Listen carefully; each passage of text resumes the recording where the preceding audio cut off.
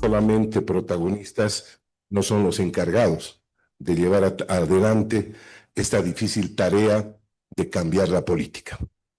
Dicho esto, voy a entrar en materia y en cuestión.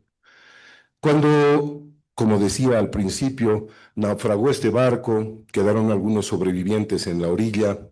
Uno de ellos conocía de problemas y circunstancias de lo que es la navegación, y les había comentado a ellos que era muy probable que vengan unas cuantas olas posteriormente al maremoto que había producido su naufragio, donde probablemente vengan víveres que se habían quedado en gran parte de lo que era el mar. Así fue. Llegaron esos víveres por la misma lógica de las olas que a ellos los había arrebatado hasta la orilla. Esta pequeña historia demuestra que estamos nosotros frente a un concepto fundamental. Hemos acabado un ciclo político. Empezamos el ciclo de la esperanza. Pero la esperanza no solamente es una forma premonitoria de tratar de tener una positividad, una asertividad frente a lo que es el futuro. Tiene que ver con parte de nuestro desarrollo neurobiológico. El concepto de la esperanza está íntimamente ligada a nuestro cerebro. Es en el lóbulo frontal donde se generan las ideas fundamentales, donde están todos los elementos que hacen que sea placentero el hecho de poder existir, donde nosotros creamos esta alternativa. Si los individuos pueden hacer eso, si los seres humanos podemos hacer eso, también las instituciones y también los países pueden realmente tomar muy en serio esta importante expectativa de esperanza que se ha iniciado hasta hace poco, 10 días atrás. Estamos ante esa posibilidad histórica. Pero, ¿qué momento estamos viviendo en la humanidad? Porque a veces se emiten conceptos y ideas que hablan de lo que vendría a ser una necesidad histórica, el cambio. Pero ¿qué condiciones hay para ese cambio? Hoy vivimos en una sociedad completamente distinta a la que concibió Zabaleta Mercado. Y no estoy hablando de poca cosa. Estamos hablando de uno de los pensadores más profundos de la realidad boliviana. También queda corto cualquier análisis que pueda hacer Carlos Montenegro, intelectuales de peso que han podido marcar la historia de Bolivia. Y no voy a hablar de muchos que son contemporáneos porque no quiero entrar en polémicas inútiles, si son o no son intelectuales. Pero definitivamente muchos pensadores están quedando cortos ante la nueva realidad. ¿Qué se concebía antes? Antes se concebía que los movimientos sociales tenían procesos de acumulación, es decir, se iban acumulando los procesos sociales y el sujeto, el individuo, la persona que asumía una conciencia respecto de lo que estaba pasando, se articulaba socialmente y generaba un cambio social. Los cambios sociales ya no tienen por esa característica. Los cambios sociales hoy son distintos. Hay un elemento en el que todo el mundo empieza a tener niveles de dependencia. Este es el factor de acumulación y democratizador más grande que ahora tenemos, y que es la nueva realidad histórica del ser humano. El ser humano ya no se maneja a través de estructuras estrictamente socioeconómicas y políticas. Se maneja también como ventajoso sujeto histórico respecto de los demás a lo largo de la historia, pero también como víctima, también como consecuencia. Hoy tenemos que hablar de muchas cosas en esa materia. Esto está calumniado. Le decimos celular, pero en realidad es un nombre pusilánime, es un nombre inexacto, es corto el nombre para llamar a esto. En realidad es una computadora que tiene cualidades muchísimo más interesantes que las que tiene un computador de base o de piso o de escritorio. Tiene facultades y consideraciones tecnológicas que nos hacen tener una nueva visión. Es el elemento democratizador más importante. Antes se necesitaban estructuras de partido para comunicar un mensaje. Hoy ya no se necesita. Antes se necesitaban de los medios de comunicación para poder llegar. Hoy no es que no se los necesite, pero el nivel de dependencia es muchísimo menor.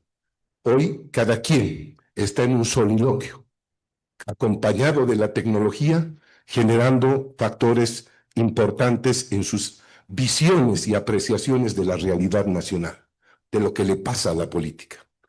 Y ahí somos víctimas de algo muy importante, la aleatoriedad.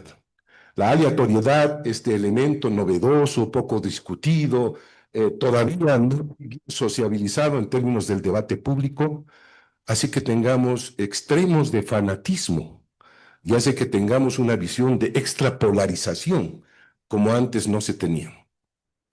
¿Por qué? Porque quien sigue a un determinado personaje, por este mecanismo de la aleatoriedad, le empiezan a llegar todas las cosas que esa persona desearía escuchar. Y viceversa, le aloja de lo que no desearía escuchar. Entonces esto está cambiando las conductas. Hace poco escuché un informe de una universidad norteamericana donde decía que aquella persona que asesinó con un tiro en el cuello, recuerdan ustedes a este activista ultraliberal en los Estados Unidos, bueno, ese sujeto de alguna manera fue un producto víctima, una víctima de la aleatoriedad. Seguramente algún día consultó dónde habían miras telescópicas y le llegó eso, después le llegó otra información adicional, probablemente después le llegó cómo hacerlo y cómo ejecutarlo. No estamos eximiendo de culpa alguna ni transformando el ordenamiento jurídico de lo que tiene cada quien que pagar por lo que ha hecho, pero estamos tratando de explicar cómo una persona puede ser víctima de la aleatoriedad.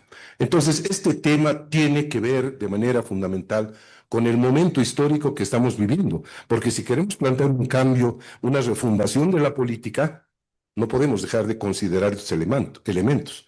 Sería absolutamente corto nuestro criterio, sería mutilado nuestro criterio si es que queremos cambiar la política, suponiendo que las condiciones históricas son las mismas que el 90, que el 80 o inclusive el 2000. Esto creo que es un elemento importante. Ahora, ¿cuál es en realidad la política a la que nosotros consideramos se debe cambiar? Hace 23 años escribió un libro que tiene un título parecido a este, por eso coordinamos con esta casa de estudio para que esta conferencia tenga un título parecido. Refundar la política, lo escribió en un momento muy crítico, muy difícil de la realidad nacional, y en aquel momento habíamos planteado que se cambien las formas tradicionales de hacer política. Han pasado muchos años, se ha deteriorado la política, se ha desprestigiado aún más. La política ha perdido casi todo tipo de confiabilidad. El régimen del MAS ha abusado del hecho político, ha extrapolado las condiciones objetivas de lo que es la política y esto ha radicalizado a la población a rechazar lo que es el concepto político. Pero, ¿cuál es ese amasijo heteróclito? ¿A qué se debe este elemento fundamental que tiene que ver con la política? Vamos a ver que hoy por hoy hay un desprestigio mundial de la política, eso es cierto, pero también yo quiero recordar a Fernando Savater quien dice, cuando ustedes critiquen la política, dense en cuenta que al alejarse de ella, están permitiendo que pase todo lo que pasa. Los políticos no llegan ahí. Y yo no hago ya ejercicio de la política. Por cierto, esta es una conferencia que tiende a dar una comunicación más académica, más institucional.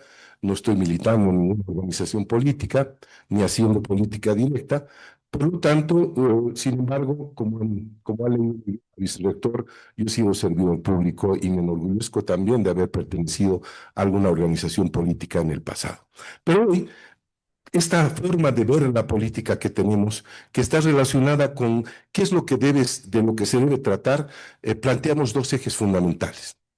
Primero, para refundar la política, se tienen que refundar los códigos ético y morales. No podemos refundar la política solamente a partir de la gestión de un gobierno. Tiene que haber una visión y una revisión antropológica de la política. Tenemos que revisar la forma en la que la política se ha hecho costumbre o mala costumbre, por ejemplo, a través de lo que es entender al aparato público como, como una forma de llegar al premio que se estaba esperando. Esta especie de tipo político debe completamente superar lo que es la realidad. La política, contrariamente a lo que a lo que se piensa, es una herramienta por demás evolucionada y avanzada. Lo que pasa es que hemos abusado de ella, hemos distorsionado el concepto de la política.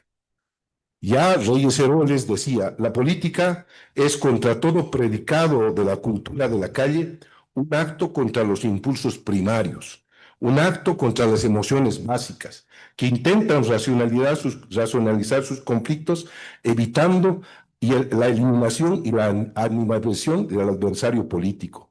Por el contrario, se debe tolerar inclusive al enemigo, buscando que sus actos de mayor legalidad y legitimidad tengan el consenso. La política es ante todo una forma civilizada de relacionarse entre seres de criterios opuestos.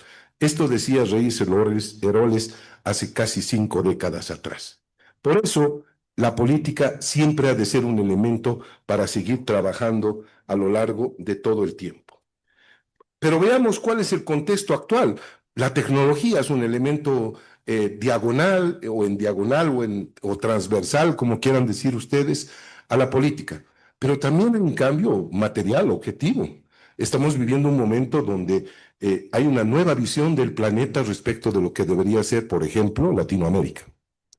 Después de muchos años que Estados Unidos miró el Oriente, miró el mundo musulmán, miró todos los países árabes, casi olvidándose de lo que venía a ser el tema latinoamericano, ha recuperado la visión de poder trabajar hacia América Latina nuevas formas de relacionamiento político.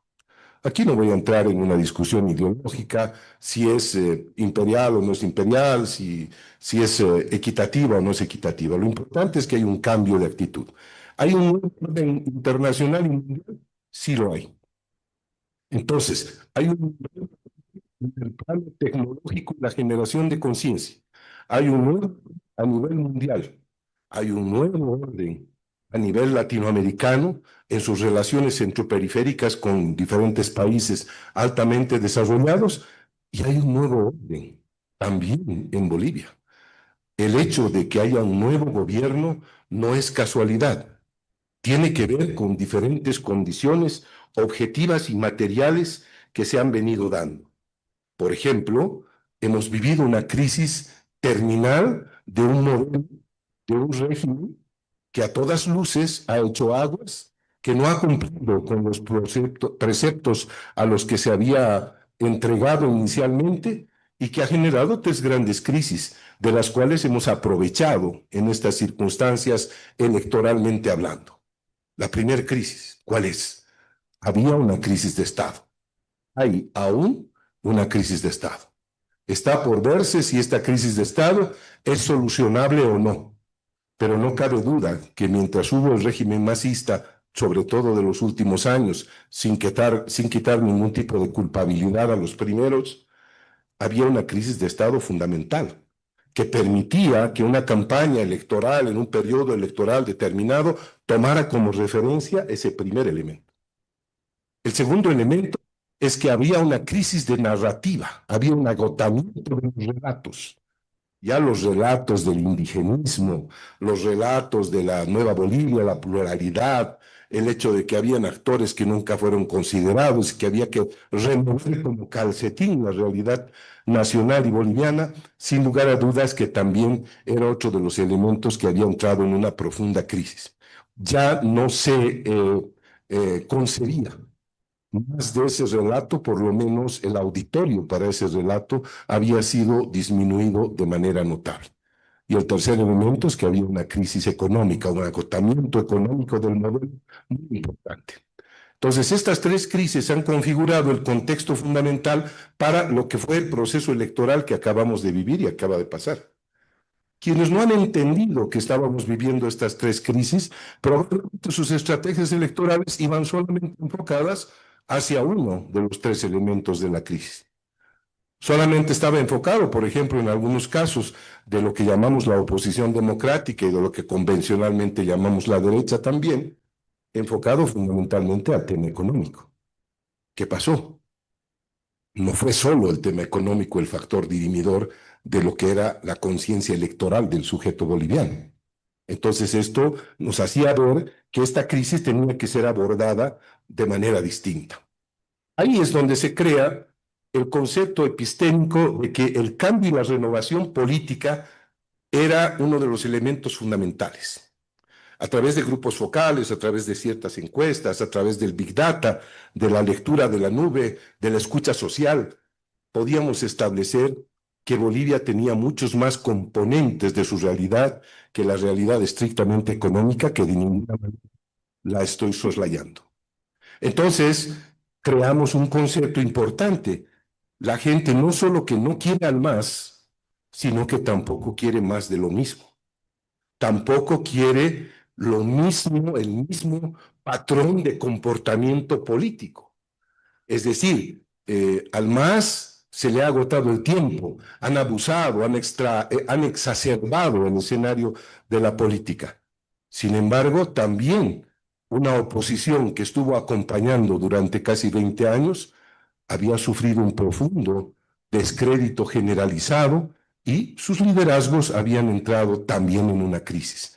El índice de confiabilidad en los líderes tradicionales se veía en los grupos focales de manera muy baja. No entender esto significaba equivocarse en la estrategia. Se equivocaron algunos asesores internacionales de mucho prestigio que vinieron al país y plantearon modelos electorales que no llegaban más allá de la Pérez Velasco, sí, que no llegaban más allá de Equipetrol, sí, que no llegaban más allá de Calacala, sí, que solo consideraba la opinión pública de las clases medias ilustradas, de quienes tenemos ciertos privilegios en la sociedad, de quienes hemos tenido la posibilidad de estudiar, la posibilidad de ser intelectuales, y creía que esa era la realidad nacional y que sus expertos no se dieron cuenta que había una Bolivia de trastienda importante, había un contingente electoral que ya no quería darle sus votos al MAS, que más bien quería buscar una nueva correlación de fuerzas en el país. Y esa nueva correlación de fuerzas se fue dando paulatinamente en el proceso electoral. ¿Por qué? Porque fue el elector, y aquí hago un hincapié fundamental, fue el elector, fueron ustedes, los electores, los que cambiaron y quitaron del escenario al movimiento hacia el socialismo, en todas sus versiones. La versión oficialista que llevaba la sigla terminó con el 3%, que técnicamente ni siquiera es eso, porque si aumentamos blancos y nulos, que esa es una especie de sortilegio que se ha hecho para proporcionar más hacia adelante los resultados electorales, seguramente hubiera perdido la sigla. La otra versión del MAS no tuvo más del 9%. Otras tuvieron que defeccionar. La otra estaba arrinconada en el cartel del Chapar. Entonces, es el elector el que tomó la decisión. Inclusive, si tuviéramos en cuenta ese electorado que fue por el voto nulo, termina siendo todavía insignificante respecto de los otros porcentajes electorales que se habían dado. Esto creo que es importante reflexionar, porque es a partir de esto que se pueden plantear algunas hipótesis para cambiar al país y para darse cuenta que sin el ciudadano no pueden haber transformaciones, que aunque la tecnología genere conciencias, que aunque la tecnología condicione conciencias, todavía el cuerpo del ciudadano, la visión del ciudadano respecto de la sociedad que quiere, es un elemento de esperanza para el cambio democrático de las formas tradicionales del relacionamiento político. Si no se relaciona políticamente el poder en diferentes circunstancias, estaremos ante dos alternativas. O este es un verdadero cambio, y a partir de ahora hacemos un cambio, o es una renovación de castas políticas. Se van los unos y llegan los otros. Y eso es lo que no podemos que ocurra. Por eso agradezco a la universidad que hayan permitido que yo en esta charla.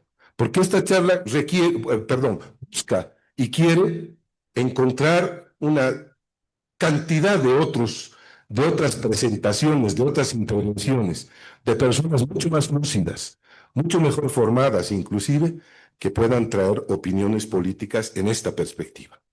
Es el momento de abrir el debate nacional. No podemos esperar pacientemente qué es lo que va a ocurrir con el escenario. No podemos esperar a hacer cortes de caja de gestión. Tenemos que hablar de política. Tenemos que plantear el hecho político por encima de los procesos de gestión que son muy importantes y que el ciudadano espera. Espera que le soluciones el tema de los hidrocarburos, espera que soluciones el tema del dólar, espera que soluciones el abastecimiento, espera que no hayan grandes paros, grandes bloqueos, que no haya más de lo mismo. Pero también espera participar del proceso y no quedar aislado. Porque los políticos normalmente lo que tenemos o hacemos para no quedar eximido de esta cualidad no muy elegante hoy por hoy en el mundo, pero nos olvidamos del electorado apenas asumimos el puesto por el cual hemos intentado o hemos candidateado. Pareciera que hay una transición del poder. Un día antes del 19 de octubre, el poder estaba en el electorado. Un día después, el poder está otra vez en la clase política. Y el ciudadano queda inerme. Es el amor que lo usan cuando lo necesitan, pero no necesariamente cuando tiene que acompañar procesos. Por eso creo que la epísteme de haber planteado el cambio y la renovación como uno de los elementos importantes, no podemos atribuir que con esto se ha resuelto el tema de fondo de los bolivianos, pero creemos que había un elemento importante en establecer esto. ¿Por qué ganó el gobierno de Rodrigo Paz Pereira? ¿Por qué ganó, perdón, la candidatura de Rodrigo Paz Pereira y ahora es gobierno junto a su acompañante de fórmula? Yo creo porque entendieron, de alguna manera, que había una Bolivia de trastienda importante, no considerada por las encuestas, altamente desprestigiadas, pero que las encuestas no tienen el valor, las encuestadoras no tienen el valor de asumir que ya son tecnologías y métodos superados por la realidad de los hechos. El índice, por más bien hecha que esté la encuesta, el índice de falibilidad son de 2.5. Eso termina siendo enorme a lo que hoy la escucha social, la lectura de la nube nos puede otorgar al minuto, al minuto. Entonces hay un rezago, perdón, hay un rezago de lo que significa la verdadera interpretación y sondeo de la opinión pública a través de las encuestas que tiene que ver con las nuevas tecnologías. Entonces, si esto no se podía ver por vía de la encuesta, que ignoró completamente a esa otra forma de hacer política que tiene el ciudadano, no se podía ver en los medios de comunicación, no se visualizó ese gran voto, ese voto que sacó al MAS, pero que tampoco le convencían las viejas estructuras. Ese voto que empezó bajo esta ley, esta regla que yo la he planteado, que votó contra todos a través de uno. Votó contra el MAS, votó contra la vieja política y votó contra a partir de la oportunidad que tuvo. Y la oportunidad que tuvo tenía la solidez de estar representando una candidatura que era de cambio y renovación. Algunos dirán, no, pero sus protagonistas estuvieron años. No, estamos hablando de candidatos a la presidencia. Estamos hablando de intentos de llegar a la presidencia. Y no cabe duda que había un cambio y renovación. Y había otros que quedaron en el camino. Hay gente meritoria, probablemente que lo hubiera ido muy bien, pero los caprichos administrativos del proceso electoral los dejaron afuera, como el caso de Jaime Dún, que venía prometiendo un nivel de acumulación muy rápido electoralmente y que probablemente también hubiera jugado un papel determinante en todo esto. Estos elementos que se han venido dando han configurado la nueva realidad histórica. ¿Hay algún tipo de conflicto respecto de la legitimidad del triunfo? Probablemente sí. También en esta oportunidad se han dado unas candidaturas donde no estaban subordinados los procesos del poder tradicionalmente. ¿Y por qué no estaban subordinados? Porque el MAS no solamente que destruyó la economía, no solamente que generó mayor racismo y regionalismo en el país, no solamente que desinstitucionalizó Bolivia, sino que además le dio con garrote al sistema de representación política. El sistema de representación política prácticamente es inexistente. Bolivia vive en un hallazgo en el entonces desde el punto de vista de las formalidades de lo que son los partidos políticos. ¿Quién representan los partidos políticos? No quiero ser perverso y poner nombre por nombre, pero analicen ustedes, incluso más, ¿a quién representa ahora? ¿Cuál es el partido que puede decir yo tengo como partido un proyecto de militancia seria, sólida? ¿Cuál es el partido que puede decir eso? ¿A quién representa? Son agencias electorales, son membresías electorales, que son muy negociadas. Si a mí me preguntaran qué quiero tener, la empresa de Petróleos Copacabana o una sigla de partido, digo una sigla de partido, porque parece mucho más rentable. El señor del Pueblo Copacabana tiene que estar preocupado si hay aceite o no. En este caso, el que maneja una sigla no tiene que tener ningún tipo de preocupación. Entonces se vende al mejor postor, se establecen vínculos perversos, se hace una relación casi económica, casi comercial con las estructuras, y eso está demostrando precisamente la crisis de la política. Está demostrando el proceso de 20 años de perversidad política que se ha dado en el país. No quiero decir que los partidos antes eran mucho mejores, pero había mayor institucionalidad. Cuando los partidos, por ejemplo, recibían el poder político, como estamos viviendo en esta etapa, había una estructura de partido que recibía ese poder político. En los partidos habían cuadros, habían académicos, habían técnicos, habían militantes también. Había el señor que quería entrar a la portería del ministerio, que quería ser el chofer de algún ministerio. Claro que lo sabía. Y con mucho mérito, gente que militó años en esas organizaciones políticas, que con todos sus defectos eran una escuela de cuadros políticos. Hoy no existe eso. Hoy existen simplemente voluntades. Entonces, esta es una democracia sin partidos, estos son partidos sin militancia, y esta es una democracia sin sujetos. No hay sujetos. Esa democracia tradicional, aristotélica, que siempre tiene que tener valores importantes, no están del todo establecidas.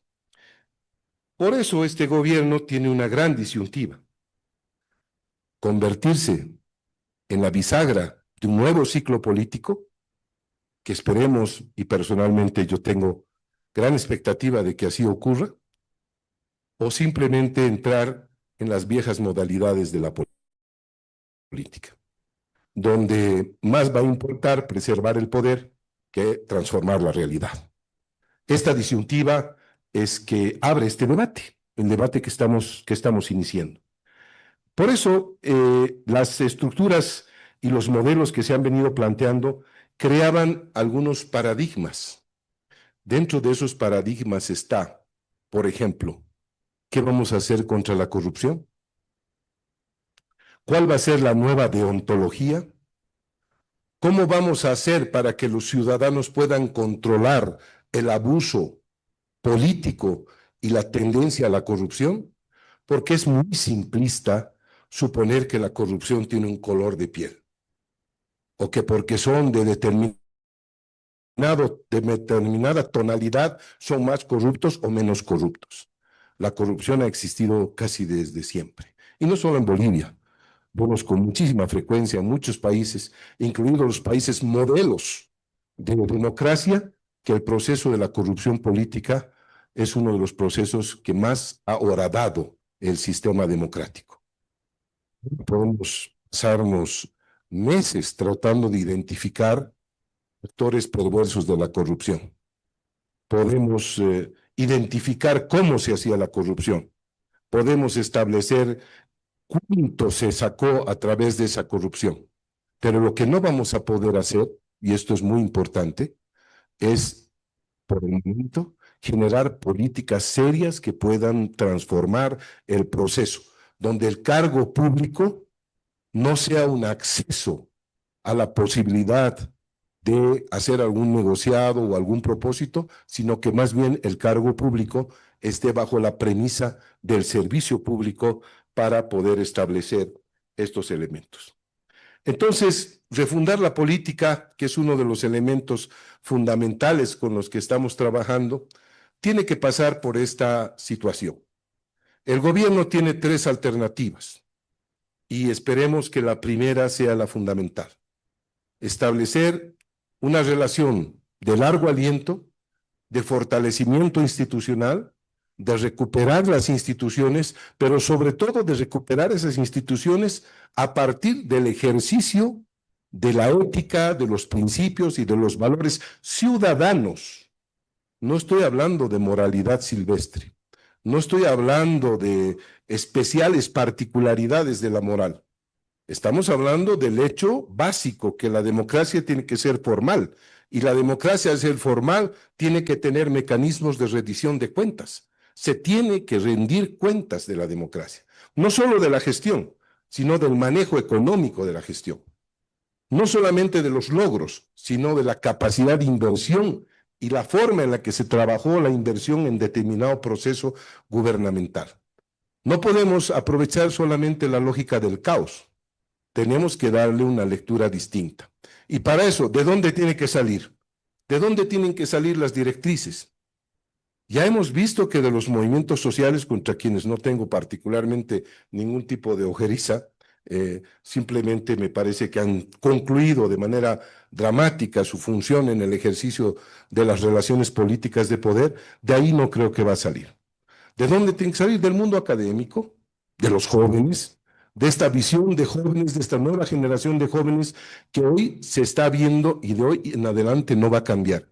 Porque una de las cosas que ha abierto Rodrigo Paz Pereira con su presencia y esta irrupción electoral importante ha sido que ha incorporado ya una idea que no la van a poder quitar del escenario nacional, la idea de la renovación política. Ese es el gran triunfo, por lo menos para quienes hemos trabajado por la renovación y el cambio político en la última elección, y que lo habíamos visualizado. Yo recuerdo cuando llegué a Bolivia y planteaba hace 2 años algo que tiene que ver con la renovación y el cambio, me decían algo muy sintético: es que tú no vives aquí, compañero, entonces tú no entiendes. Aquí tiene que ser la unidad. Todos nos tenemos que unir y tenemos que hacer un proyecto frente al MAS, porque el MAS sigue poderoso, sigue siendo el ogro estepario, ¿no? Sigue siendo lo peor. Entonces, yo decía, no, yo creo que lo que hay que buscar es un cambio de paradigma, hay que buscar alguna candidatura que permita hacer ese rush electoral y que como tracción de su candidatura tenga la posibilidad de generar un cambio de imagen para que los jóvenes de ahora, esas poblaciones que tienen de 18 a 40 años, que están cansados de lo mismo, que han visto desde que se han iniciado en su vida ciudadana electoral las mismas figuras, puedan refrescarse y puedan recrearse. Es en las manos de los diputados, es en las manos de los senadores que está esta gran tarea. Es en la mano del poder ejecutivo, de los políticos, de quienes tienen que trabajar esto. Yo creo que uno de los elementos fundamentales es evitar los procesos de corrupción, hacer que el proceso de gestión gubernamental no influya y no caiga en los déficits que normalmente cae, y que la lucha política interna no sea el pan de cada día. La política justamente se ha hecho para solucionar estos problemas. No tenemos que solucionar los problemas de la gestión de gobierno fuera del escenario de lo que es la intimidad de un ejercicio gubernamental. Hay formas de superar esto, porque no son controversias del otro mundo, no son cosas patéticas, no son cosas extraordinarias, son visiones de las relaciones de poder, unos con mayor grado de experticia que otros, pero son relaciones de poder. Unos tendrán 150 años de experiencia familiar y política en lo que es el manejo de las gestiones de gobierno y la política y sus relaciones de poder. Otros serán recién bienvenidos y serán prematuros en el desarrollo del ejercicio del poder político, pero todos tienen que solucionar esto con el tema de las relaciones políticas. ¿Quiénes son los límites y los actores para todo este proceso? Yo diría que, hablando de Foucault, como varios de los docentes aquí lo habíamos comentado anticipadamente, la microfísica del poder es algo que tenemos que empezar a trabajar con mucho rigor en este tema. Se ha establecido el cambio. Estamos ante una oportunidad histórica inmejorable.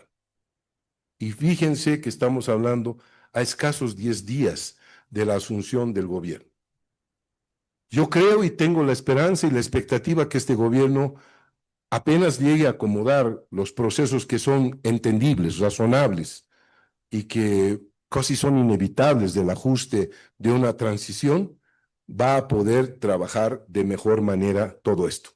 Es una expectativa, es aquella esperanza que tenemos quienes habíamos quedado en la orilla esperando que una nueva oleada traigan las cosas que nos puedan hacer sobrevivir como país. Estamos en esas circunstancias, pero quienes más tienen que tomar en cuenta esto son los jóvenes. Los jóvenes son los que ya no tienen que tolerar la corrupción. La maniobra política, la vieja política hoy que quiere entrar por la ventana a las actuales circunstancias del manejo político. Quienes no ganaron las elecciones, quienes representaban a la vieja política, quieren ocupar los mismos espacios que no les corresponden, que fue contra lo que votó el elector. El elector no votó para que vengan políticos de los años 80 o de los 70 o de los 90. El electorado votó para que sean las nuevas generaciones los protagonistas del proceso de cambio. Esta gente que no conoce la corrupción, esta gente que no ve al Estado como un botín, que no está buscando dónde está el negocio político, que no está buscando dónde sacar ventaja, que no está viendo como la última oportunidad de su vida. Esta es la gente que tiene que trabajar el proceso. Entonces tiene que establecerse una nueva deontología. ¿Cómo vamos a hacer con el Estado? ¿Qué vamos a hacer? ¿Quiénes van a ser los que representen? No solamente a partir del gobierno, a partir de los gobiernos mensos y los gobiernos locales. Ya viene la elección de las subnacionales. También forman parte del Estado, los gobiernos locales y los gobiernos meso. Forman parte de esos tres niveles de la estructura estatal. Ahí también hay corrupción. Ahí también hay, como esta hablaba, los toman como peones a las estructuras que están alrededor de la necesidad de hacer política. Los alejan. Vean ustedes las listas. Cómo las listas fueron hechas en un momento y resultó que en otro momento tenían otro tipo de composiciones. Eso tiene que cambiar.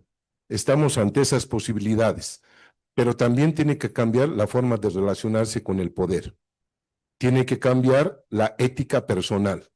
Si no hay ética, si el que se dedica a la actividad política no es una persona que respete los códigos de la ética, y que después de muchos años, y eso celebro porque yo veo aquí personas que han pasado por cargos públicos y que están con la frente amplia, que están sentados como ciudadanos, viendo y trabajando con la certeza de que se ha actuado con hidalguía, con prudencia ética y estética respecto de las relaciones de poder.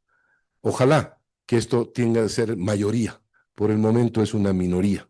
Por el momento todavía existe esta idea perversa de que los gobiernos tienen que ser botines de guerra.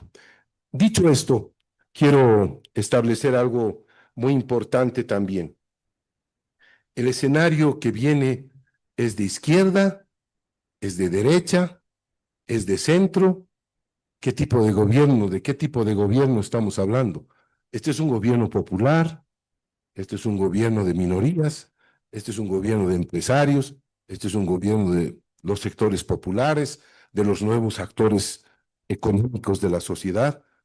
Eso tenemos que ir dilucidando permanentemente en el ejercicio de la gestión política. Y la gestión política tiene que ser equilibrada, tiene que tomar a todos los actores, porque si no es una democracia, como decía hace un momento, una democracia sin sujetos. Y la democracia tiene que tener sujetos fundamentales. ¿Tienen que haber reformas constitucionales? Las tienen que haber. Aquí hay constitucionalistas de alto prestigio que tendrán que colaborar con el proceso de lo que debería ser una reforma constitucional.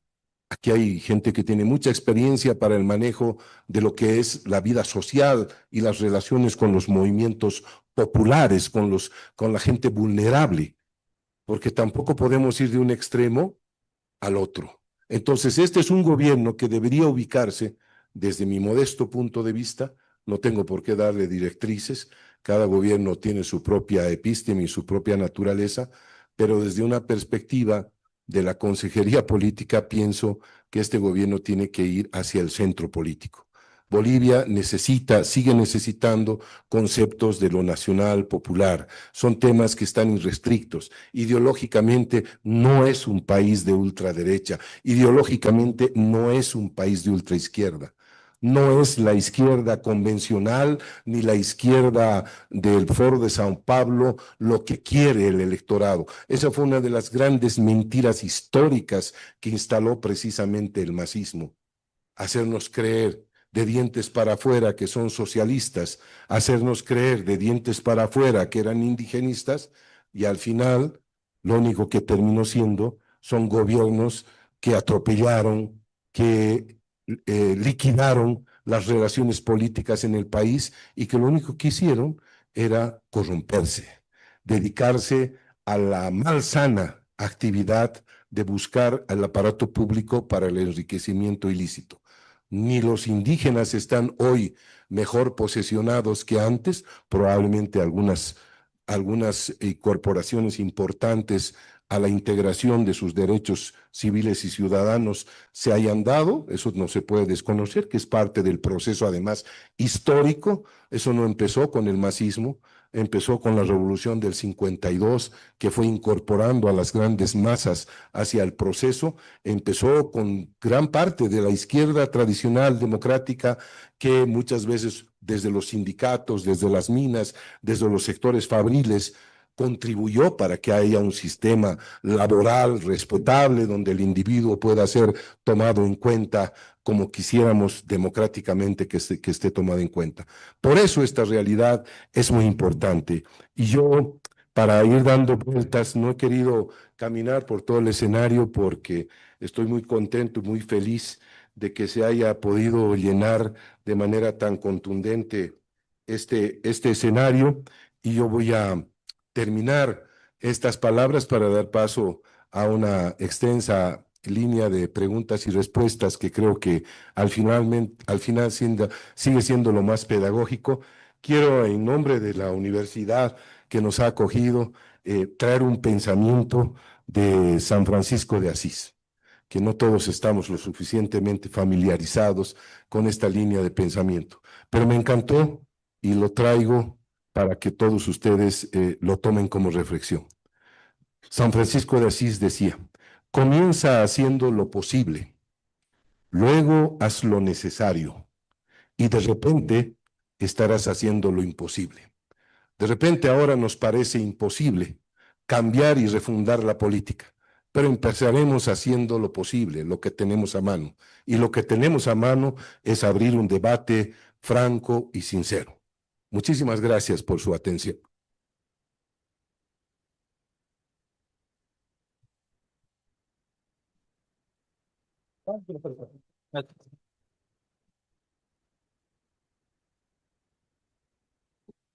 ¿Quiere abierto el uso de la palabra?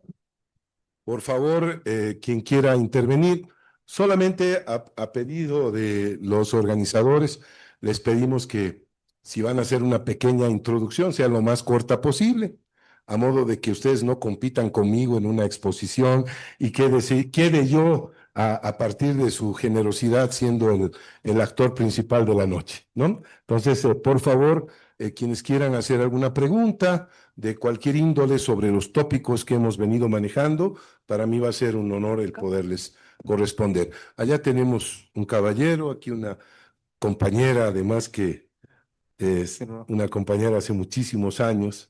Ahorita voy a decir quién es. Buenas noches. Sí, buenas Una noches. pregunta. ¿Qué opina del papel de los sindicatos en Bolivia? Bueno, yo creo que los sindicatos han cumplido un ciclo ya inmanejable de ahora en adelante. Yo creo que tiene que haber una remoción. Yo creo que las formas sindicales tradicionales han quedado en desventaja numérica, inclusive con las nuevas formas de organización económica que tiene la sociedad. Yo creo que suponer que el proletariado, que los trabajadores, que los sectores explotados, como le gusta decir a la izquierda tradicional, que no están del todo equivocados, pero que también tiene mucho adorno eso, ya no juegan un papel y no deberían jugar un papel político, deberían jugar un papel sindical, deberían jugar un papel de correlación corporativa, pero no en el sentido de copar el espacio público. Yo creo que una de las grandes deformaciones de este sistema que estamos criticando y que debería ser la nueva forma de ser política, es que no sean los movimientos sociales los que impongan al funcionario público, sino que ese funcionario público esté ahí con criterios meritocráticos y no porque cuenta con el apoyo de tal o cual sindicato. Yo creo que eso fue un exceso, un abuso y que creo que tiene que cambiar. El sindicato, bajo su forma de trabajo político, tendrá que seguir existiendo en la medida en que justifique su existencia. Pero, por ejemplo, hoy hay muchos más gremiales que proletarios. Hay muchos más trabajadores campesinos agrícolas que sectores fabriles. Entonces yo creo que la realidad del país es otra, es distinta, y que los esquemas de relacionamiento social y político tendrían que tener una nueva visión. Yo creo que nadie está de más, pero tampoco nadie está sobre los demás. Yo creo que este es un elemento importante, y si hay algo que ha perjudicado la visión del desarrollo institucional de la democracia en Bolivia, es esta deformación. Suponer que el poder debería pasar por los movimientos sociales y no por el ejercicio de una gestión, que deberían satisfacer a las direcciones de esos movimientos sociales, porque no se ha satisfecho al movimiento social como tal, sino que a 4, 5 o 6 individuos, como el caso del señor de la COP, que, bueno, yo no me consta si es o no es lo que dicen que es, pero sin lugar a dudas perjudicó, perturbó, distorsionó todo lo que es una buena relación de una convivencia entre la lógica de un sindicato y el poder. Yo creo que eso no puede ocurrir y no debería ocurrir. Aquí la licenciada Olga. Tengo 4 preguntas Wow. bien concretas. Primero, en el naufragio de ese barco, para tener esperanza tiene que haber una base material. Si no eran los vientos que traían los alimentos, entonces hay que buscar otra base material. Y en este caso bien específico, toda la ciudadanía sabemos que nada va a cambiar si seguimos haciendo lo mismo. Y Bolivia está viviendo una dictadura de la ignorancia, está acéfala. No existe ningún directriz económica. ¿Por qué? Porque hay, entonces, esta primera pregunta, la esperanza tiene que tener una base material. ¿Y cuál es esa base material? La primera pregunta, porque si no, si el país va a seguir en la misma situación económica, con los mismos actores, no es que no hay actores de poder, hay actores de poder muy poderosos, como por ejemplo los cooperativistas, el narcotráfico, los contrabandistas, y esos son los que están en el poder, y esos son los que siguen, se han puesto en todas las fórmulas para salir adelante. Entonces el país tendría que buscar esa base material para ver con optimismo, para hacer una traducción, lo que fue el 21060, ¿no? algo tiene que haber que cambie en la economía. Pues si vamos a seguir dependiendo de los sindicatos, estamos fritos. Bueno, lo primero de la base económica. La segunda en cuestión sobre el tema de la corrupción, si hay un marco legal que permite que cada cual llegue que hayamos puesto al amante del presidente en la JAM, que haya otra viceministra que se promueve. Tú eres joven de 18 años que era corredora y resulta que es viceministra de deportes, ¿no?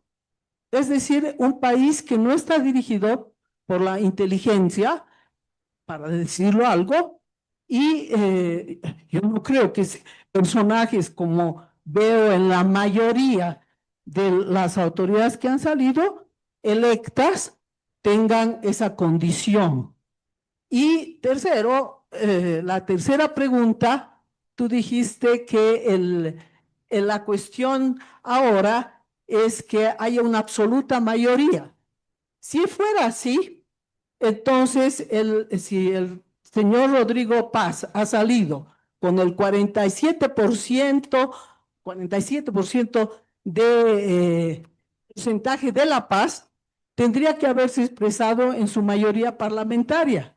Y no es así. La mayoría parlamentaria la llevan entre las otras fuerzas y él resulta una minoría. Igual ha sido acá, ¿se acuerdan? Franklin Flores salió en primer lugar. Franklin Flores solo ganó en el área rural, que es el 30% del padrón electoral. 34% es la ciudad de La Paz, que no ganó Franklin Flores, y 36% el Alto. Entonces, la pregunta es, precisamente estoy dudando de que sea ese 3% que normalmente es como máximo de error de las encuestas, en este caso se haya revertido y que no ha expresado esa mayoría. Yo he visto el recuento electoral del 17 de agosto y no he visto en muchos recintos que haya ganado recintos, digamos, escuelas. Entonces, con ese, todo el mundo ha dicho que es impecable lo de la Corte, pero si analizamos el marco legal nuevamente, vamos a ver que han habido, pero es una burla decir que no conocíamos a los candidatos que estaban ahí y pueden retirarse, había una fuerza que estaba ahí para tener elección, para tener partido hay que tener una mayoría. Por eso estoy poniendo que quiero saber si se da por sentado que ha habido un error, que no puede haber del 3%, acá no hay correlación entre los resultados, la gente que está en el Parlamento y lo que hemos visto. Esas Gracias. mis preguntas. Muchas gracias. Yo he hecho la pregunta de la licenciada Flores, quien, por si acaso, para quienes no saben quién es ella, nuevas generaciones o gente que se ha incorporado recientemente a la política, es una de las muchas personas a las cuales se les debe la democracia. Pertenece a esa generación política.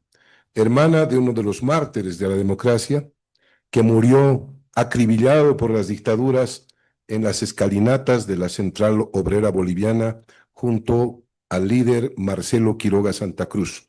Su hermano, el licenciado Flores, también es una de las víctimas de la democracia. Hoy todo el mundo se llena la boca de democracia, todos hablan de democracia, todos han estado en el momento del aluz democrático, pero pocos todavía de los muchos que viven y vivimos, porque me ha tocado esa generación política, de dar la vida muchas veces por lo que hoy es la democracia. Así que yo celebro que en esta reflexión hayan personalidades de este calibre, a quien yo le tengo mucho cariño por esa trayectoria impecable e inamovible desde su punto de vista ideológico. Voy a responderte, querida Olga, decirte que la esperanza es un elemento que hace carne de todo lo que estamos viviendo.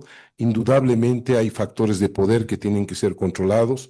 No cabe duda que uno de los factores de poder importantes todavía sigue siendo y seguirá siendo por un tiempo el narcotráfico. No hay soluciones inmediatas. No creo, no estoy yo en función de gobierno, no tengo por qué defender al gobierno, ni mucho menos atacarlo. Serán los funcionarios de gobierno que digan, pero solamente llegó una reflexión. No han pasado aún ni 10 días del ejercicio del poder. Hacer cortes de caja todavía es un poco apresurado. Indudablemente. Respecto del 3%, yo creo que ese es un error. A veces la realidad y justamente las tecnologías y algunos medios de comunicación nos hicieron creer que la verdad eran las encuestas. Entonces, ¿cómo adecuábamos la realidad a la verdad? Ese es el principio de la equivocación. No, pues las encuestas estaban profundamente equivocadas. Las encuestas no tienen las tecnologías para poder darte una lectura correcta de lo que estaba pasando. Entonces, todos estos elementos hacen que no tengamos que observar cuál fue ese 3% del error o de si hay el grado de representatividad, que se irá mejorando. Esta sigue siendo una democracia adolescente. No es una gran democracia comparada con las democracias europeas. Pero lo que no podemos hacer es ajustar la realidad a los datos de las encuestas. Nunca esas encuestas expresaron lo que estaba pasando con Bolivia. Nunca la expresaron. Por eso vino la gran sorpresa. Pero esa sorpresa no es sortilegio, no es encanto, no es magia.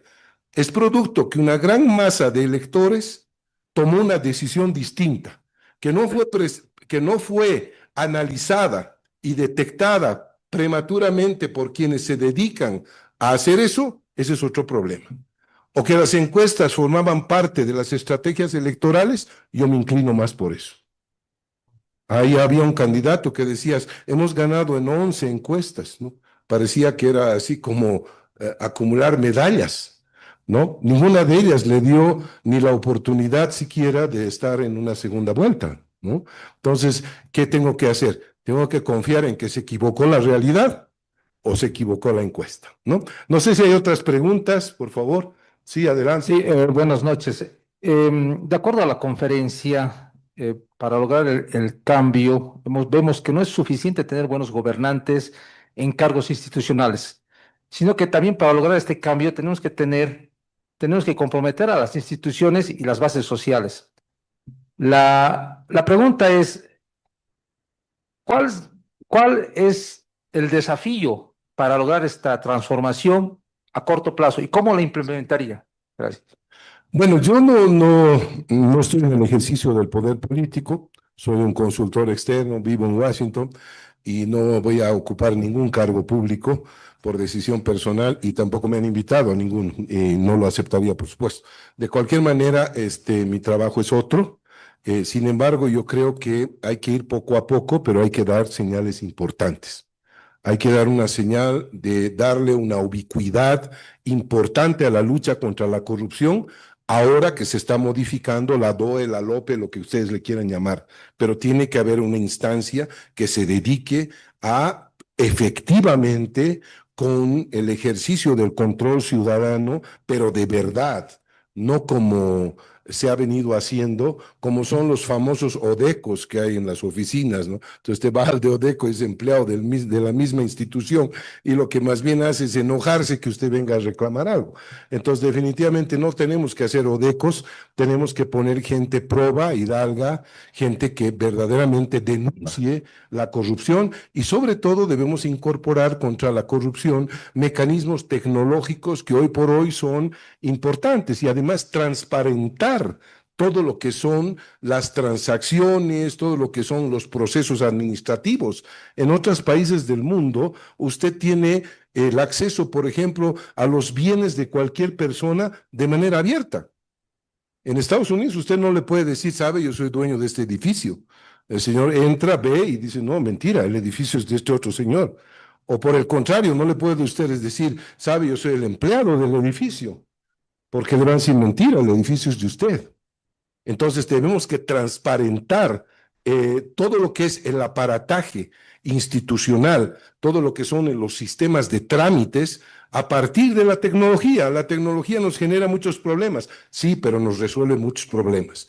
Nos resuelve muchos problemas y creo que la lucha contra la corrupción no solamente necesita personas probas, hombres y mujeres, sino también tecnologías de alta definición, detección primaria de lo que son los procesos de posible corrupción en el país.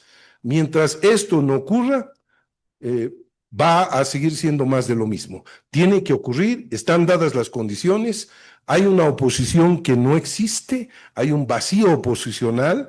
Probablemente la oposición esté en combo en el mismo gobierno, pero de alguna manera es importante que se vea a mediano y largo plazo qué es lo que va a pasar. La oposición de la derecha está todavía desarticulada, tiene que entrar a su proceso natural de recomposición, ha sufrido un golpe estructural muy importante, la mayoría de sus líderes ya no tienen, hasta por razones de carácter biológico, mucho que ofrecer a futuro, entonces tiene que haber una recomposición. La izquierda está altamente fraccionada, está prácticamente en retirada, está buscando en boa cómo poder salir del país, pero definitivamente creo que hoy por hoy es una gran oportunidad de establecer una línea anticorrupción sólida, fuerte, que le dé credibilidad y que genere algo importante, porque hasta ahora nuestros líderes que están, o estos liderazgos que están en el Palacio de Gobierno, son liderazgos producto del proceso electoral,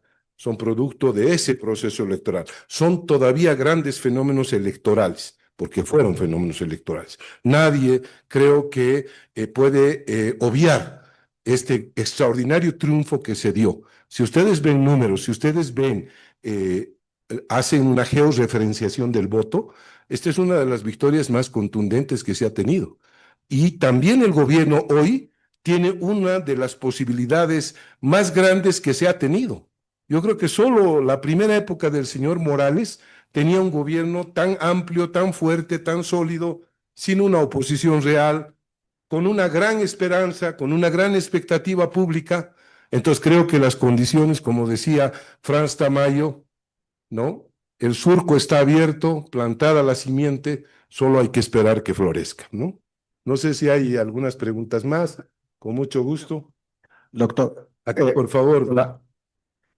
Estimado José Luis, muy buenas noches. Muchas gracias por la exposición precedente.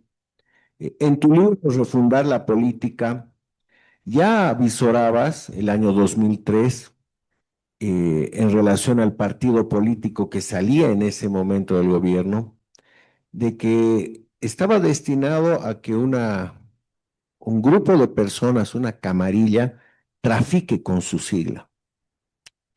Algo que tiene relación con lo que acabas de exponer y plena vigencia. También avisorabas de que los partidos de masas se iban a convertir en partidos de misas.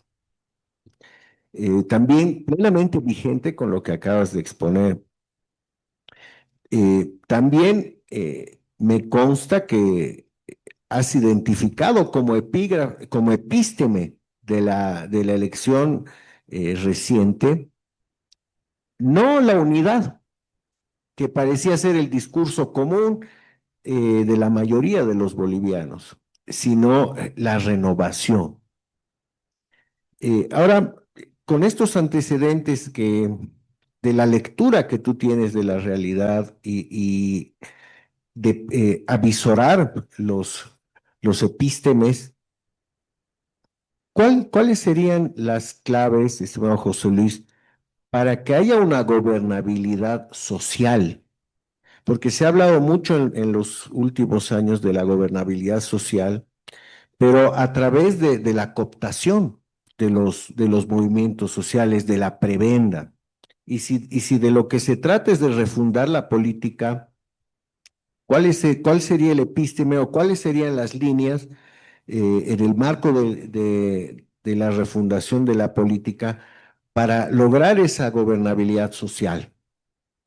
Gracias, doctor. Los políticos no deben acceder, como yo decía, con la lógica de premio al gobierno, ¿no? Es un elemento fundamental. Y no deben confundir las gestiones personales con el acceso de lo que es el sentido de una gestión de gobierno. La gente, el caudillismo latinoamericano, de la cual Bolivia no es exenta, no está exenta, hace que el caudillo crea que todo lo que hace está en función de la historia. Y eso no es correcto. Es una de las grandes debilidades que yo planteé en la deontología de este libro. Este libro yo lo escribí hace 23 años, tenía mucha menos experiencia que la que hoy tengo, pero gracias a Dios hoy está más vigente que nunca. Vengo luchando con esto de refundar la política, de cambiar sus formas. Todo este tiempo me ha dado muchas satisfacciones en auditorios, pero todavía no en la realidad. Entonces, definitivamente creo que hay que trabajar. Yo justamente tengo algunas ideas que planteo en el libro, ¿no? Que es no confundir las elecciones personales con el éxito propio. No es que yo he ganado una diputación y ahora soy el diputado que me hacen sentar en lugares privilegiados, que yo soy el que me invitan a lugares importantes, que estoy en eventos importantes. No, señor, usted es un representante. Usted tiene que cumplir con mandatos específicos. Usted está como un factor de intermediación entre lo que es el representado, el representante y las relaciones de poder transformadoras. Eso es lo que tiene que ocurrir. O el viceministro o el ministro que cree que todo, bueno, porque normalmente cuando yo alguna vez estaba en funciones de gobierno y digo, ¿a ti cómo te nombraron? Dicen, no, por mis méritos políticos, ¿no? Todos son meritorios, todos tienen 8 doctorados, todos son unas lumbreras, pero en realidad lo único que quieren es esta especie de placer hedónico de estar en la función pública, ¿no? Que tiene que ver más con la psicología que con la gestión, ¿no? Es el sujeto que se siente mirado, observado, es el sujeto que se siente poderoso, que lo reconocen, que lo saludan, que tiene una investidura que de repente no tenía. Y quizás por eso entran en crisis cuando se les está acabando las gestiones y buscan la reelección, ¿no? Porque es una forma ya de sobrevivir emocionalmente más que de crear una gestión. Entonces, no hay que confundir los éxitos de la persona con los éxitos de la gestión. Hay personas que no tienen muchos éxitos personales, pero hacen grandes gestiones. Otro elemento importante es, por ejemplo, eliminar la consanguinidad del poder político, ¿no? Pueden darse casualidades, es cierto, pero de ninguna manera en nuestro país ha sido eso una excepción, ha sido más bien una norma. En el país la consanguinidad, el despotismo y el hecho de poder incorporar familiares, amigos, grupos de poder al ejercicio de la gestión pública sigue siendo una tentación. Sigue siendo una tentación. Yo creo que es otro de los elementos. No confundir la tecnificación de la política con la politización de la ciencia. ¿No? Este ha sido uno de los errores conceptuales más grandes a los que nos han querido llevar el régimen masista. Sus intelectuales trataban de explicar la realidad que ellos construían. Y la realidad que ellos construían estaba en base a un sistema de símbolos que no muchos de ellos coincidían con la realidad y que formaban parte de un imaginario creado. Era una especie de creación arbitraria de lo que vendría a ser el proceso de realidad. Después, sobreponer la política al bien público, al interés empresarial externo, terminar por funcionar negativamente la distancia entre la estructura política y la estructura privada. No pueden entrar sectores empresariales a aprovechar las bondades del aparato público para fortalecer sus actividades privadas. Yo creo que ese es uno de los elementos más perversos que se tienen que ir corrigiendo. Todos estos elementos, no me quiero alargar más para dar un par de oportunidades más, si así fuere, ya estamos sobre el tiempo que habíamos establecido con la universidad, pero un par de preguntas más podríamos saldarlas. Por favor. Buenas noches, para mí es un honor dirigirme a un gran amigo, doctor José Luis Sarp. Y mi pregunta es la siguiente en base a la experiencia que hemos vivido después de mucho tiempo, muy notoria, un elemento que ha significado las bajas y altas de partidos políticos o de los candidatos en esta elección, que ha sido la guerra sucia. Y un factor de esa guerra sucia es, obviamente, no puedo dejar de referirme al que ha sido primer, digamos, agente de marketing de Pablo Escobar, admirador de Adolfo Hitler, que es Jaime Durán Barba. Veo que ha sido un elemento de estrategia política o de estrategia de campaña de la guerra sucia, que tal vez en un momento dado El primero en caer ha sido posiblemente Samuel Doria Medina, y la guerra sucia continuó con Rodrigo Paz y Hetman Lara. Pero también vi que hay un elemento que ha contrarrestado esa guerra de haberse defendido a capa y espada el binomio, y de igual manera ha permitido que un elemento del que estaba haciendo guerra sucia era lo del racismo que emitió el vicepresidente de que estaba de candidato de la otra contienda, de Libre. Mi pregunta es, en estas elecciones subnacionales, ¿cómo podemos poder eliminar o tratar de eliminar este tipo de estrategia de campaña para que no llegue la sangre tanto en los subnacionales, alcaldes y candidatos a gobernador?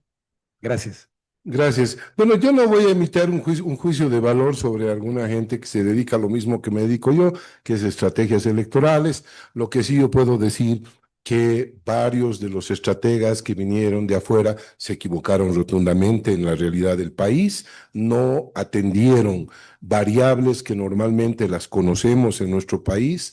Yo creo que se circunscribieron a lógicas generales donde se buscaba precisamente bajar al adversario político porque se suponía que su candidato ya no tenía posibilidades de crecimiento, ¿no? Cuando se exacerba, y esto es un dato técnico, cuando se exacerba la guerra sucia, cuando la estructura de esa campaña llega a la conclusión de que su candidato ya no puede seguir subiendo.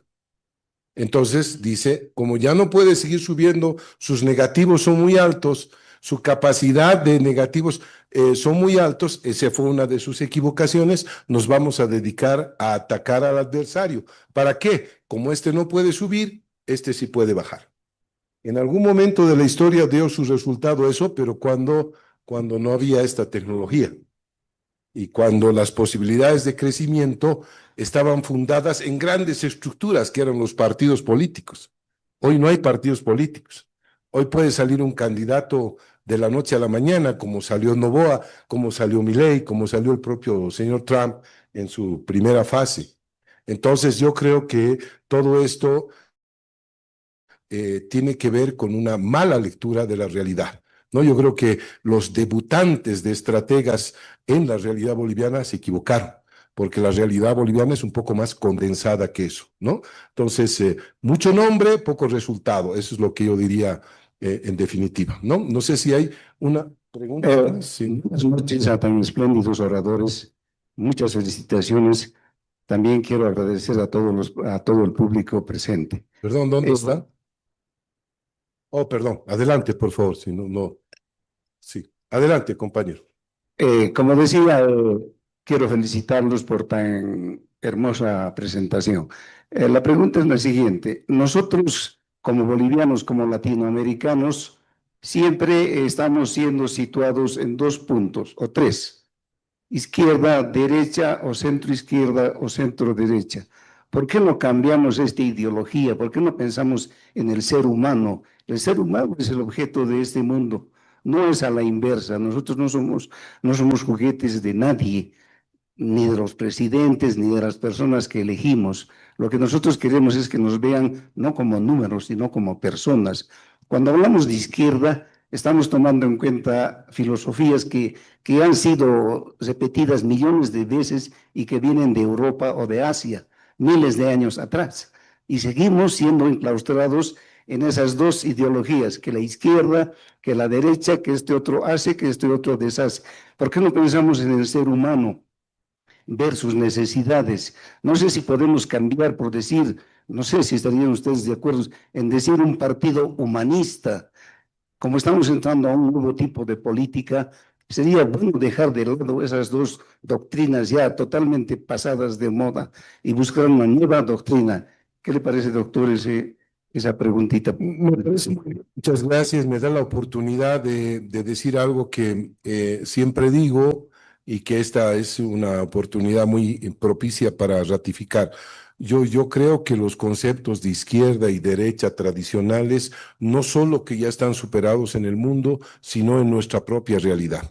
Qué curiosa derecha que se proponía defender derechos humanos, derechos laborales, que curiosa izquierda que perseguía a los líderes políticos, los encarcelaba y los exilaba. Entonces, en Bolivia, definitivamente, esta es un cliché que ya no tiene ninguna funcionalidad. Yo creo que hay que trabajar nuevas visiones de lo que debería ser quienes están a un lado y al otro del espectro político. Yo diría que la aleatoriedad todavía sigue exacerbando. Estoy siguiendo muy de cerca, por razones profesionales, la elección de Chile. He estado publicando algunos artículos sobre eso y veo que los chilenos son víctimas de esa aleatoriedad. Es decir, están tan radicalizados en una ultraderecha conservadora, casi pseudofascista, y una izquierda tradicional, absolutamente monumentalmente rezagada con respecto de las nuevas visiones del mundo. Entonces yo creo que estos elementos tienen que ir cambiando, comparto, no sé si esto tiene que ser un partido humanista, eso es un tema ya distinto al tratamiento, pero estoy convencido de que la lógica de izquierda y derecha ya no es una lógica que parta aguas realmente en la sociedad. Yo creo que sobre todo al elector moderno, elector que tiene una visión distinta, que ve la realidad a través de los mecanismos tecnológicos electorales, ya no se basa en conceptos de izquierda y derecha. Siempre habrá gente que quiera estar al lado de los vulnerables, siempre habrá. Siempre habrá personas que quieren estar al derecho, al lado de una libertad irrestricta, siempre habrá. Pero a eso le tenemos que seguir llamando izquierda y derecha bajo esos conceptos tradicionales, creo que no. Entonces yo creo que hay que cambiar y en eso coincido con el distinguido compañero que usó la palabra. ¿Alguien más quiere hablar? Por favor. Estimado José Luis, una pregunta aprovechando tu especialidad en sexología y política, por cierto. Quisiera que comentes la frase de Henry Kissinger, que dijo en una ocasión que el más poderoso afrodisíaco es el poder. Algo que tiene que ver con la renovación axiológica del ciudadano, del político y de la política. Innegable, lo estamos viendo todos los días. Gracias, José Luis. Bueno, espero que esto no tenga una intencionalidad de erotizar el auditorio, pero definitivamente no solamente fue Kissinger, no solamente fue él, se sabe, y aquí hay colegas psicólogos que lo pueden confirmar, las relaciones de poder están íntimamente ligadas a la sexualidad del ser humano, no al sexo del ser humano, no a la actividad coital del ser humano, sino a la actividad de la sexualidad. La sexualidad es un concepto mucho más amplio, que tiene que ver con antropologías, que tiene que ver con visiones, con lecturas, con formas de relaciones de poder. El poder y la sexualidad son dos cosas indisolubles desde los sumerios, los egipcios, los romanos, los griegos y curiosamente también los bolivianos, ¿no? No sé si hay alguna otra pregunta, por favor.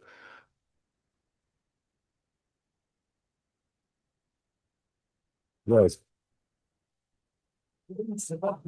Sí. Vamos a cerrar con la última pregunta. Por favor, ya estamos en el límite del tiempo. Debemos respetar el protocolo de la universidad. La última pregunta, por favor. Gracias, doctor. Me ha llamado mucho la atención cuando se ha referido a este instrumento que tiene que ver más o menos con el significante erótico del poder, ¿no? Que refleja la realidad y a través del cual en la política se trata de utilizar este mecanismo para llegar a el poder. ¿Cuál es el relato? ¿Cuál es la narrativa que permite refundar la política? Hay 22 candidatos a alcaldes del Alto, ¿no? En una lista que salen en el top, ¿no? Hay 11 candidatos detrás del poder en el municipio de La Paz. Y pareciera que esta especie de acceso al poder ha llegado a seducir tanto que falta relato, falta narrativa. ¿Cuál es la narrativa que va a permitir refundar la política ahora? Muchas gracias. Yo creo que evidentemente estamos en el inicio de un proceso, ¿no? Hacer un corte de caja, como mencionaba ahora, es un poco, digamos, prematuro, para ponerlo en términos mejores. Sí, es muy probable los datos que acaba de hablar sobre el número de candidatos. Yo aumentaría, para ser más dramático, en el Perú, estoy yendo a trabajar con una campaña al Perú, hay 47 candidatos a la presidencia al momento. Seguramente habrá un proceso de depuración, etcétera, etcétera. En el propio Chile se ha visto un inusitado número de 9 candidatos, eran 14 primero, terminaron después 9 y luego 7. Entonces, es un número bastante exagerado para las antropologías, por ejemplo, chilenas. La peruana no, porque la peruana siempre ha tenido esa tradición. De todos modos, yo creo que se va a ir decantando. Por ejemplo, y aquí va una nueva narrativa. No la puedo decir toda por razones de tiempo, pero un elemento para satisfacer a Roberto es que yo creo que con la elección de Rodrigo y el capitán Lara, se ha abierto una posibilidad de renovación, de cambio generacional muy importante.